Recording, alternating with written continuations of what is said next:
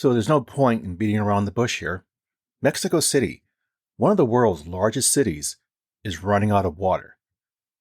The city's dams and canals may soon fail with a growing population, crumbling infrastructure, and climate change. The urgent challenges and potential solutions for one of the world's largest cities are mounting, and a luxury of time to solve this problem is not an option. Welcome to That's Life, I swear. This podcast is about life's happenings in this world that conjure up such words as intriguing, frightening, life-changing, inspiring, and more. I'm Rick Barron, your host. That said, here's the rest of this story. A convergence of climate change, uncontrolled urban expansion, and inadequate infrastructure has pushed Mexico City to the precipice of a profound water crisis. This description pretty much sizes up why Mexico City is in the predicament it is in today. The underground aquifers are rapidly depleting. One crucial reservoir has fallen so low that it's no longer utilized for water supply. The previous year was the hottest and driest Mexico has experienced in at least 7 decades. One of Mexico's main water systems is facing a potential day zero this summer, when levels drop to such an extent that it too will cease to provide water. So what is day zero? Day zero represents a dire circumstance where a city faces the daunting challenge of not providing water to its residents. This grim milestone signifies when taps run dry, and authorities are forced to implement strict water rationing measures in a desperate attempt to maintain basic sanitation and hygiene requirements. I mean, this almost sounds like a sci-fi movie, but it's not. So don't be lulled into complacency. This nightmare scenario is no longer the deranged fantasy of doomsayers, but an inescapable happening hastened by our disregard for the environment. The looming threat of day zero is not confined to a particular region, but instead reflects a global pattern of increasing strain on water resources, exacerbated by the impacts of climate change. Over the past 2 decades, the world has witnessed a staggering 134% rise in flood events and a 29% increase in drought occurrences. Now, notably, the consequences of these water-related stresses and disasters disproportionately affect the most vulnerable segments of society, including women, youth, older adults, and individuals with disabilities. Addressing this unfolding crisis requires a multifaceted response. An integrated approach to water resource management, coupled with technical and institutional strategies, is critical in mitigating scarcity and averting the grim reality of day zero. Mexico City is suffering because the city is growing immeasurably, and as a result, its resources are insufficient and cannot keep up, try as they do.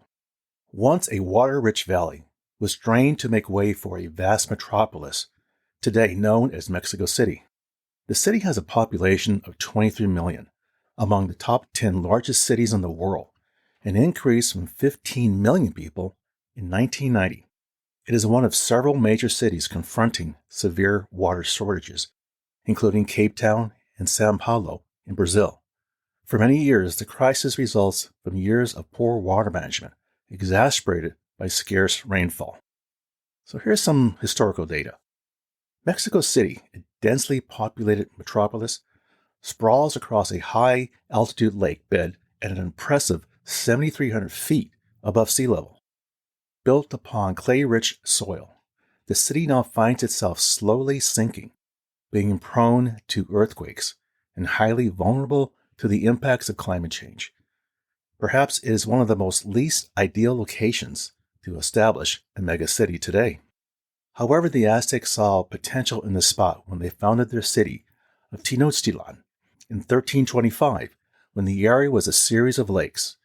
They deliberated on building their city on an island, expanding it outwards, and constructing intricate networks of canals and bridges to coexist with the surrounding water. Later, the arrival of the Spanish in the early 16th century marked a significant shift in the city's landscape. The conquistadors tore down much of the existing city, drained the lake bed, and filled in canals and cleared away forests. According to Jose Alfredo Ramirez, an architect and co-director of Ground Lab, a design and policy research organization, the Spanish viewed water as an enemy to overcome for the city to thrive. Although Mexico City's water problems are intensifying, they are not a recent phenomenon. Certain neighborhoods have grappled with the inadequate pipe water supply for years, but communities that have never experienced shortages are suddenly confronting them. Nearly 2 decades ago, experts had issued warnings about dwindling water resources, but to little avail. If the capital's water network had already been hanging by a thread back then, now some parts of the system are crumbling, as stated by Manuel Cohen, an urban planning researcher who studies Mexico City's water system. Mexico is the world's largest market for bottled water, stated Roberto Constantino Toto, who heads the Water Research Office at the Metropolitan Autonomous University in Mexico City. This, he added, is a reflection of the failure of our water policy. The exceptional arid conditions are the immediate source of the city's water predicament. Mexico has long been subject to droughts, but according to the National Water Commission, nearly 68% of the city is experiencing moderate or extreme drought conditions. Official data reveals that the Cutzamala water system, one of the world's largest networks of dams, canals, and pipes, supplying 27% of the capital's water, is at an historically low 30% of its normal capacity. At the same time last year, it stood at 38%, while in 2022, it was at 45%. Authorities have projected June 26, 2024 as an estimated day zero when the Cutzamala system could plummet to the 20% baseline. At that point, it would no longer be tapped to supply water to Mexico City. The water level at one reservoir fell so low that officials stopped its utilization in April of 2024. Experts stated that groundwater, which supplies most of the city's water, is being pumped out at twice the rate it is being replenished.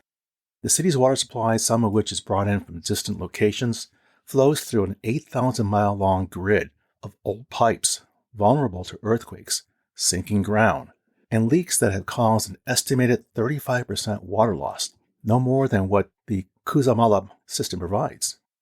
President Andres Manuel Lopez Obrador, whose aides have asserted that day zero will not occur, has insisted that his government is already addressing Mexico City's water problems. He stated that new wells were being dug and officials are working to end corruption involving water consumed by major industries. He has also proposed bringing more water in from outside the city. Certain areas of Mexico have long endured insufficient water supply, including Iztapalapa, a working-class community and the capital's most populous borough with 1.8 million residents. The locals rely on municipal water trucks to fill cisterns or water tanks in their homes or buildings. If that proves inadequate, people pay for private trucks, or in some extreme cases, illegally tap into other water supply lines. However, as water has become scarcer, other parts of the city face increased rationing, including reduced flow and receiving water only during certain times of the day or on particular days of the week. Water has been rationed to 284 neighborhoods this year, even affluent ones, compared to 147 in 2007. Towns that have never suffered from water problems must truly learn how to conserve it. Currently, the residents of many towns rely on water trucks for their water. The residents treat every drop as precious, using water from showers to clean their homes. For 2 decades, residents have never encountered an issue with running water in Mexico City. Starting in November 2023, people started experiencing that when turning on their faucets, they witnessed no water flow. Due to the extreme lack of water conditions today, when water does run under the rationing plan, for those lucky enough, people fill an 1,100-liter tank and hope it'll last until the next scheduled day for water supply, if they're lucky. In other towns around Mexico City, the water supply, like in La Pan, is even more erratic. Municipal water trucks used to arrive every 4 days or so, but now they take longer, sometimes up to a month. Rather than using water at home, many families wash their clothes at a local laundromat. The dwindling resources are frightening and getting very scary for many people. While no evidence links Mexico's drought to climate change, the rising temperatures have exacerbated its effects. Over the past century, Mexico City's average temperature has risen by around 3 degrees Celsius, or 4.5 degrees Fahrenheit, more than double the global average. According to a 2020 study, exceptionally hot days above 30 degrees Celsius or 86 degrees Fahrenheit have doubled in some parts of Mexico City. Now, this could be partially attributed to climate change and the city's exponential growth, with concrete and asphalt replacing trees and wetlands. Let's face it, heat exacerbates a water crisis, increased water demand, and higher evaporation rates. The latest Water Risk Atlas, published by the World Resources Institute, describes Mexico City as facing extremely high water stress, its highest category rating. Now, some progress has been made in dealing with the water crisis.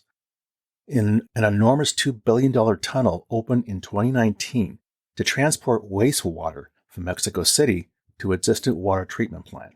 A program to harvest unutilized rainwater was launched in some poor neighborhoods. A small section of Lake Texcoco, largely drained to build the city, was restored. More wells and aquifers are being explored. However, several experts stated that the steps taken so far have not been aggressive enough and others were just misdirected. The primary focus of city and national governments had been on seeking far-flung watersheds that supply other Mexican states to quench Mexico City's thirst. However, most of the city's treatment plants do not operate at full capacity.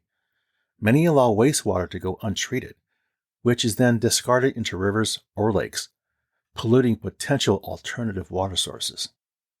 According to the city's water agency, the estimated cost of addressing the water crisis reaches as high as $13.5 billion. The rainy season, which typically spans from roughly June to November, would usually aid in replenishing Mexico City's water systems.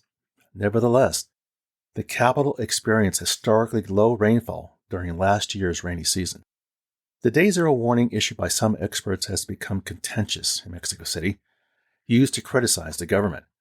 However, it has also helped draw public attention to the deepening problem.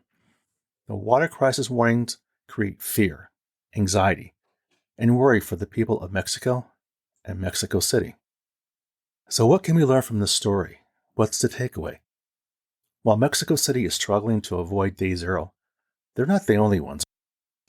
These 11 cities around the world are most likely the next to experience a Day Zero crisis. Bangalore, Beijing, Cairo, Cape Town, Istanbul, Jakarta, London, Miami, Moscow, Sao Paulo, and Tokyo. We cannot escape Day Zero through meager conservation efforts. Only a multifaceted offensive of desperate measures and aggressive resource management can hope to block off this looming disaster. But is it already too late? The hourglass is draining before our very eyes. Well, there you go, my friends. That's life, I swear. For further information regarding the material covered in this episode, I invite you to visit my website, which you can find on Apple Podcasts, for show notes, calling out key pieces of content mentioned, and the episode transcript. As always, I thank you for the privilege of you listening and your interest. Be sure to subscribe here or wherever you get your podcasts so you don't miss an episode. See you soon.